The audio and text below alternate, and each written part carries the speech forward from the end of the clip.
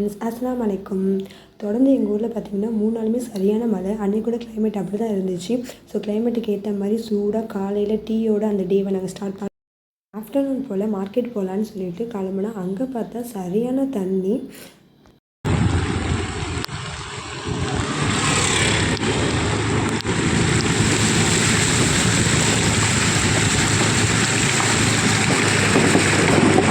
ஒரு வழியாக சேஃபாக நாங்கள் வீட்டுக்கு வந்து சேர்ந்துட்டோம்.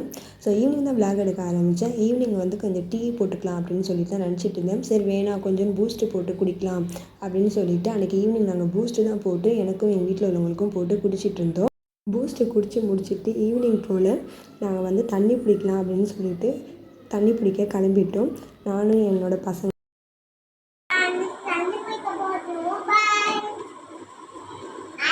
ஸோ பசங்களும் வந்துட்டு கிளம்பிட்டாங்க.